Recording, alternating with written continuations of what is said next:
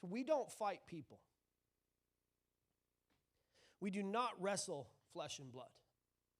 It is spiritual wickedness in high places. And this is important because what this does for us is this passage is three things. It can be viewed in three ways. It can be viewed as a reminder. It can be viewed as a requirement. It can be viewed as revealing.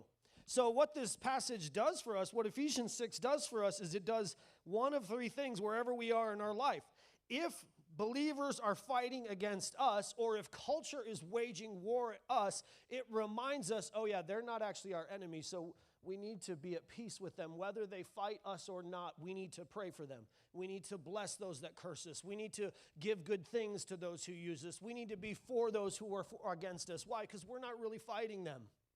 It's a reminder that when people curse your name and curse you out, and when culture turns against you, people will try to wrestle us, but we do not wrestle them. We don't wrestle church members. We don't do that. We don't wrestle each other. We don't wrestle current members. We don't wrestle former members. We don't do that. That's not who we are, and that's not what we do. It's a reminder, hey, when people come at you, don't fight back. It's a reminder that we don't fight other churches. There are churches that fight other churches. We do not. We celebrate other churches. We don't wrestle other churches. This is a reminder to those of us who at times you can, man, they're against us, but we're for them. If you're a child of God and you attend a church, we are for you. And we believe in you, and we hope in you, and we pray for you, and we ask God to bless you even if you curse us. This is a reminder for us, but it's also a requirement. It's also a requirement. Paul's not just suggesting this to them.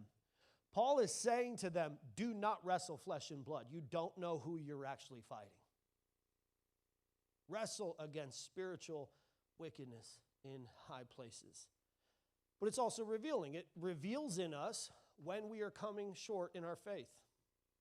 Because when we are in drama and in conflict with other believers, it reveals that we are the ones coming short. It reveals to us, oh, we're not being led by the Spirit, we're being led by ourselves, and this is the source of why we are in the midst of wrestling flesh and blood. This passage of Ephesians 6 reminds me so much of Jacob not even knowing that he's actually wrestling God. He believes he's just wrestling another guy because he's so used to fighting. He's so used to picking sides. He's so used to causing quarrels. He's so used to being in the middle of it that he doesn't recognize that God is there to bless him. And God is attempting to bless him. And the whole time he's like, I'm not letting go of you until you do something. Because I just came from a fight and I'm about to get in another one and I'll fight you right now. And God's like, bro, I'm trying to change the course of your history. Let go. Jacob's born holding on, fighting for control. And I find so often, if I was going to write a letter to the church of Columbus, I'd say, hey, let go of control. Give it to the Spirit of God. Our groups do not compete with other groups. Worship does not compete with Connect Center. We don't compete with other churches. That's not what we do. We fight Satan for the souls of people. That's the battle. In Ephesians and Galatians, Paul is pleading with the church, don't fight with them. They might wrestle you. You don't wrestle against them. I wrote this down in my notes for the staff. I said, while others war over words, we focus on fruit. That has to be our focus. Love, joy, peace. Not proving our point to someone. Well, I told you. That's not the point. Not proving to our spouse that we were right. Not 3 months ago you said this. No, that's not the point. Love, joy, peace. These things are the point. Jacob was so used to wrestling people, he wasn't aware that he was actually wrestling God. He was just finishing a fight and on his way to another one, and he had been wrestling since birth, all the time fighting the very person who wanted to give him the blessing he desperately craved. Don't fight people from your past. Let the past be the past. Don't fight upcoming battles in your head. Don't go into a meeting ready to go to war over what you think might happen. Be in the round you're in.